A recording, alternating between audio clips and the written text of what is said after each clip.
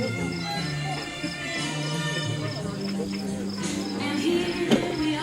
here we are. Just right pantomime. I like that. Did you know about that? You knew about that. All right, so. That's me. Now, before I take my vows. The question I'm supposed to know the answer. No talking when the bride's. But your very best man here said that the highlight of your day was going to be receiving this lawnmower. And I want to know, is that true? The highlight of my day is marrying you. Oh, right answer. Was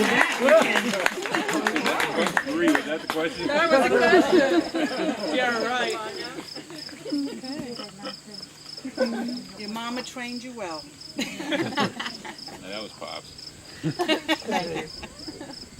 Okay, everyone ready after that grand entrance?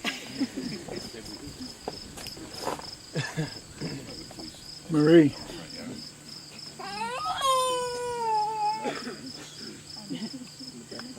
Killer.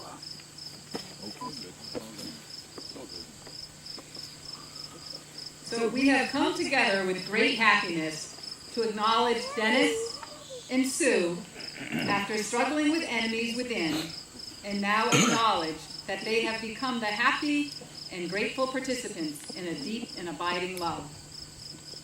A wedding is always a happy occasion, but this one is all the more joyful because it represents not only the coming together of two wonderful people, but also the completion of a healing that required great faith and took thousands of intricate steps to accomplish. This is a process with which we can all identify.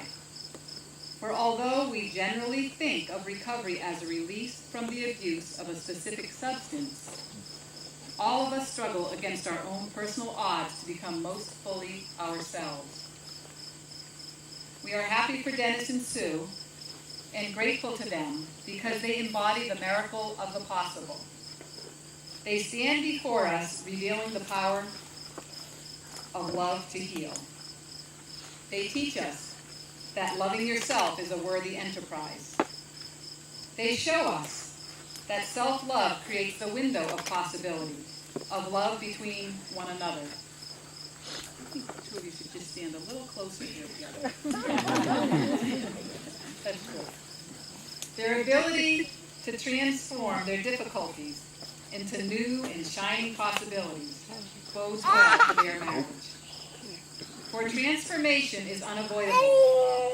And so, as they enter into marriage, and even more, as they live their lives inside its hallowed gates, rather than resisting the transformations that are the hallmark of love's work, they are already well equipped to embrace the process that will constantly reshape them. They have already shown their willingness to grow beyond their limitations, and we join them gladly in the formal sanctifying of their willingness to continue this beautiful process through their marriage. We stand with thanksgiving for the love that has united Dennis and Sue, the visible reward of their healing and the consecration of their individual lives. We ask that this day be a true celebration, not only for them, but also for us. Allow us to be inspired by the example of their healing, enlarged by their joy, and delighted by the happiness they have brought into our midst. We give thanks for this beautiful day, for this marvelous occasion, and for the love which is the bond that binds them each to one another and to all of us. There are prisons of the heart and mind, cages in which we lock up our emotions, incarcerate our spirits, which limit our possibilities and are more devastatingly disruptive to our lives than any concrete limitations that can be imposed upon us from the outside. Habits, practices, and substances through which we disown ourselves are among the worst dungeons we can create, and the climb back to light from such darknesses requires that we walk through the pain of all we have tried to erase through anesthetizing ourselves. That journey is a most demanding and heroic one. It may seem odd to mention the recovery from an addiction at a wedding, but to Dennis and Sue, the deliverance from this bondage was the most important undertaking of their lives. A movement from the darkness of annihilation to the bright day of new life. And it is from this happy ground that their love springs. Love is the ultimate result of any process of self-healing. Because of your hard work and steadfast commitment, you have each been given one of life's greatest gifts, the opportunity to live in the presence of another human being while discovering your own capacity to bloom. Therefore, on this happy occasion, let us consider certain things. First of all, as you enter into your marriage, remember where you came from. By this I mean that as you proceed on your way, on the emotional merry-go-round of marriage, with its unsettlements and delights that can equally overwhelm you, remember where you have come from. Now, Butch, reading? Already? Yeah.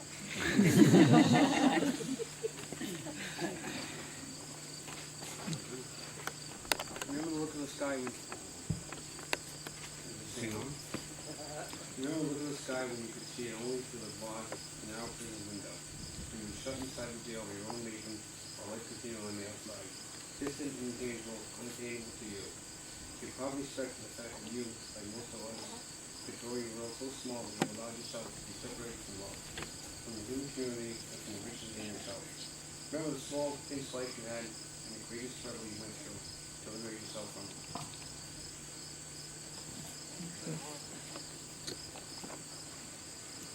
After you've remembered who you were and where you've been, move on.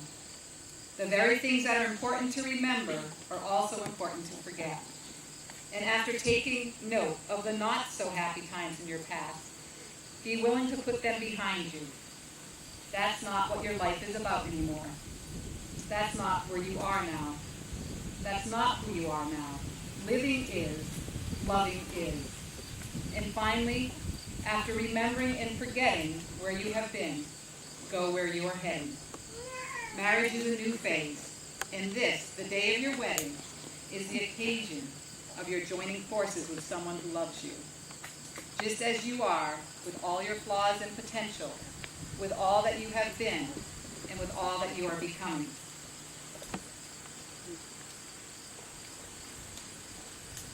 This is the beginning of a beautiful new chapter of your life. This chapter is vibrant and dramatic. It contains dreams and possibilities, forward movement, action, and endless realizable potential. You have graduated from the phase of life that you devoted to overcoming something. You can now have a future alive with possibilities. It is the very act of marrying that creates the possibility of this further transformation. For marriage is more than merely making your life with someone. Marriage is a special kind of sanctuary.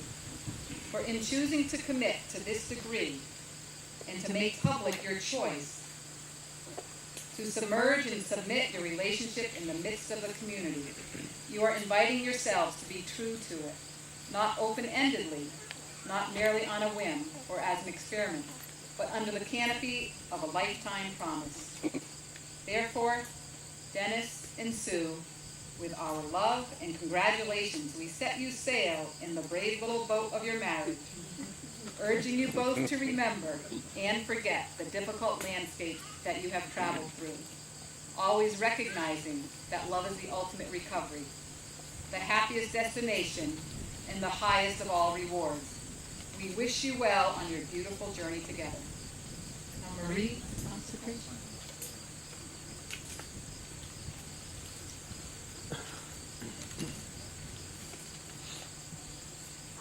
In the eyes of God, the present is infinitely forever, seeing that no moment is without meaning, no undertaking is without significance, no individual is of such quality as to be diminished by even so important an enterprise as marriage.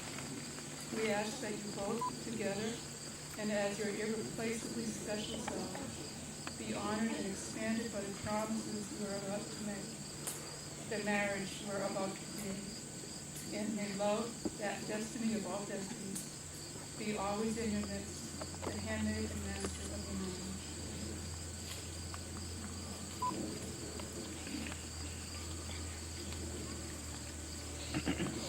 Therefore, Dennis and Sue, after all you have been through, and after hearing these words about the possibilities and requirements, the rememberings and forgettings of marriage, do you now choose to come home to the sanctuary of marriage and have each other as husband and wife?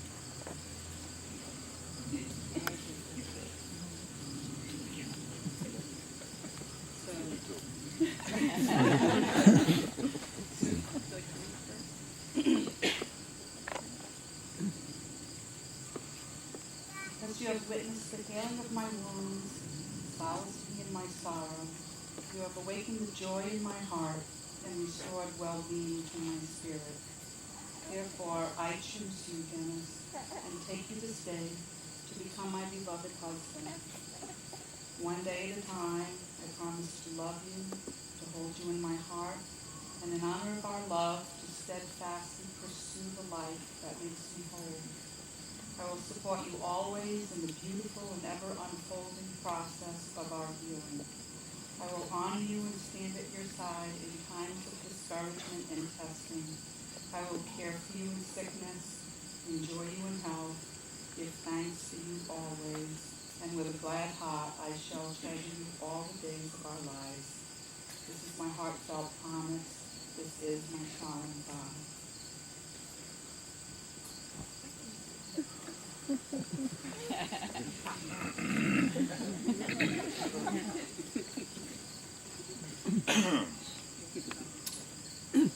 Susan, my beloved, empty in my heart of all others, I fill it now with you.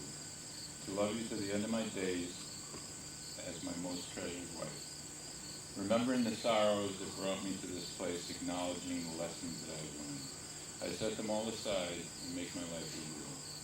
I will love you, hold you, honor you in good times and in bad, enjoy you, console you, delight you, and astound you when I can. Give thanks for you always and cherish you dearly until the end of our days. And this is my vow.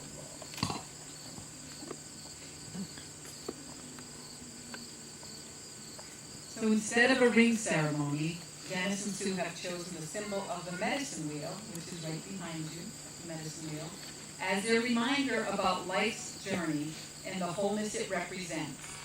The cycle of life from birth to death and that which lies beyond.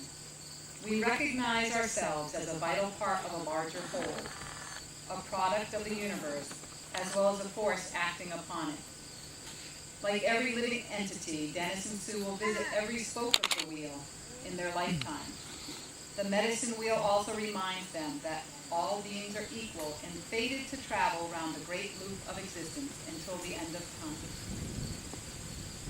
So now, because you have chosen one another and pledged to love each other for all the days of your lives, it gives me great joy to pronounce you husband and wife. You may begin.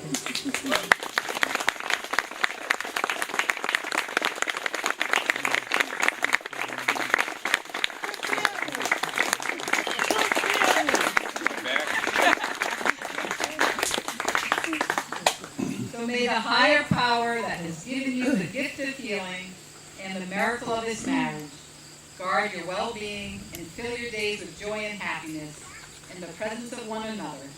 Go in peace, live in joy. Thanks be to God.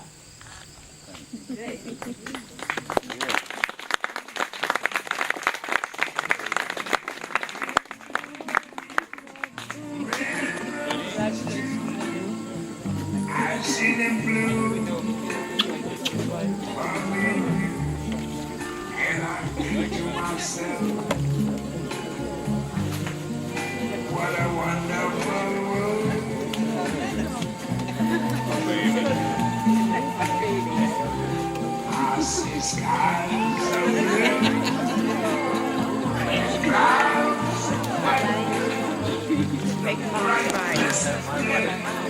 Thank you. I'm a little high behind the tree now.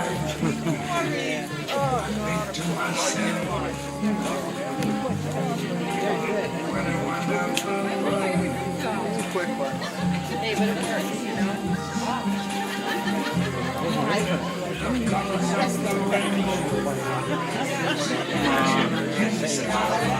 Still camera filming it too? Yeah, take some pictures.